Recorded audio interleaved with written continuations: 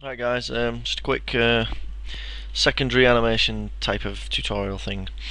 Um, I've had a lot of requests for when people are animating characters, um, when they're stood still, when they're either in a transitional phase between one action to another, and they're stood still for, I don't know, 5 seconds. Um, it's very apparent that they're still and they're very static. This is because we're never still. We're always balancing. Um, and if you look at game characters, um, if you just look at the kind of breathing animation, they're widely kind of over exaggerated because they are fictional characters. It's very subtle, but with fictional characters you want to over exaggerate as well.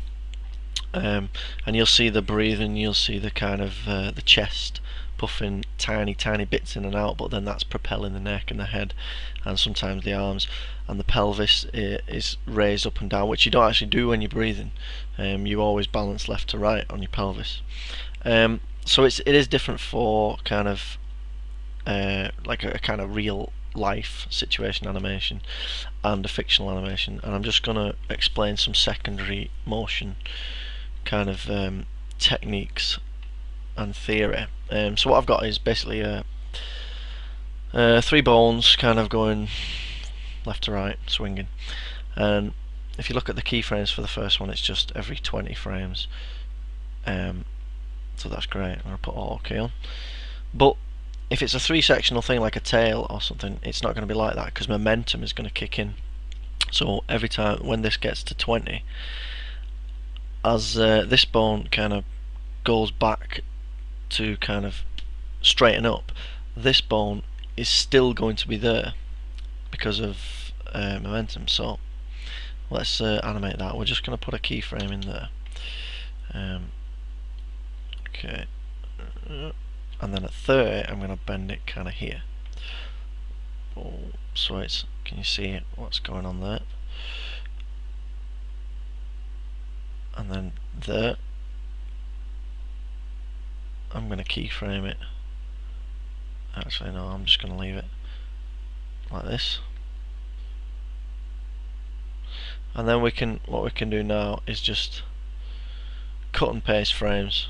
That's like that on the 45th, and that's like on the 30th. So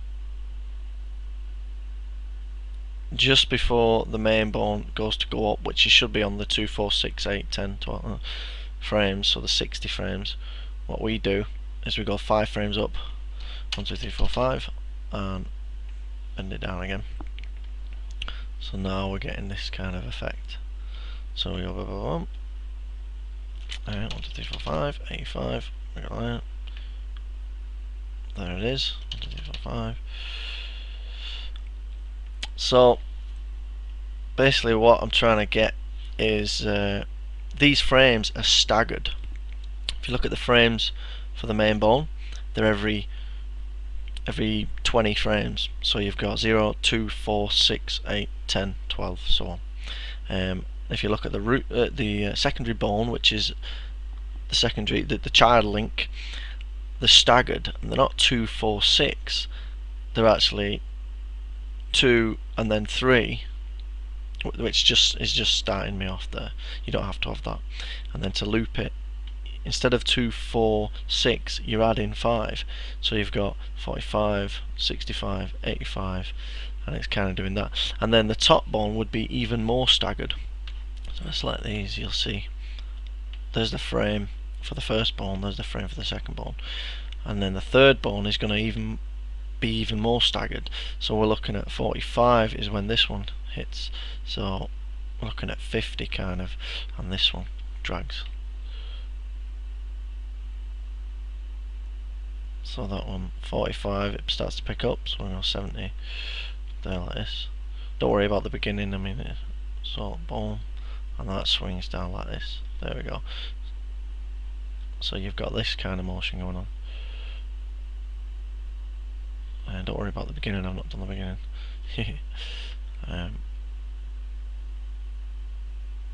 But we can. Boom. Yeah. So now you've got like this tail swinging, and it looks a lot better.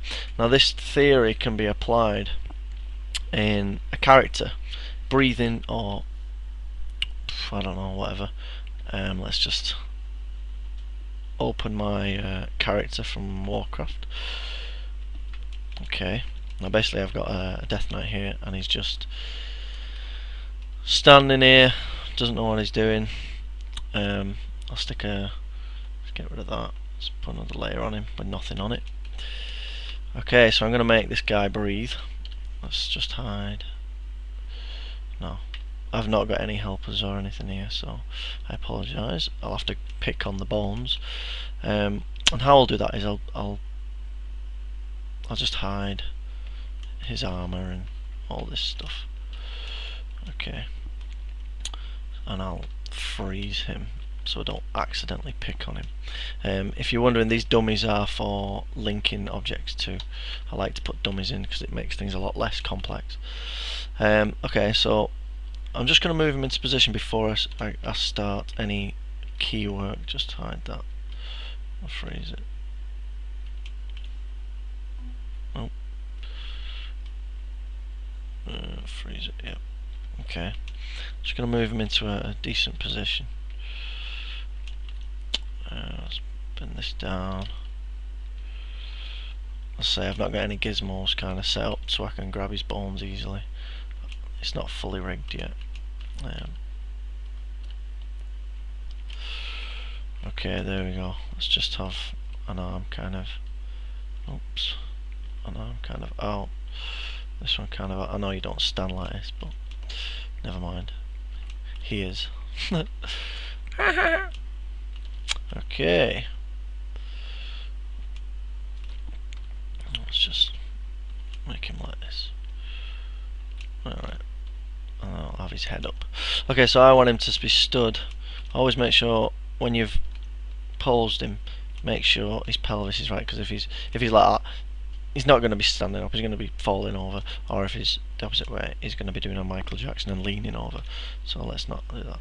Let's just do him kind of there. He could take his weight there. Okay, so I want him to breathe really quickly. I want to do this in like less than 2 minutes.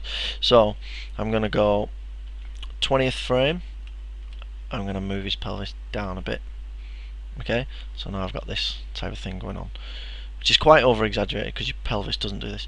Now instead of making frames, I'm just going to cut and paste frames. So I'm going to copy the first frame and go 40, and the second frame and go 60, and you can just keep doing this. Okay, there we go. Or you can do it like this. So there you go, I've got him breathing there. But that looks a bit false. So I'm going to add some secondary. So instead of that being on 246, I'm going to go on 25. I'm going to rotate this just a tiny bit down. Okay. That's too much, I think. Okay. 22. 22 should do. So then I'll just grab all this. 22, so I'm looking at 44. That starts at 44. Okay, and then and so on. Okay, so now that's already looking not bad. And then we'll get the head, and the head's going to move after. So the further you go up the chain from the root node, the later on the animation is going to be. So the head is going to be kind of what was we on 22, so we're going to go on 26, and we're going to rotate this down. Now this is really exaggerated, but it doesn't matter. Okay, so that's 20, actually go 25, so we've got a nice even number, 25, and then we're going to start from 50 here. So now, there we go. So there you go, you've got a little animation there, and it's staggered. And that's basically the theory of what I wanted to get across. Just have different goals with different things. You can carry on and do the arms, and just think about how your body will work. Don't put frames in everywhere for everything. You don't need to. The staggered system is far better. So I hope that was helpful. Give me a PM if you've got any questions, or go on the forum. So thanks very much. Good luck.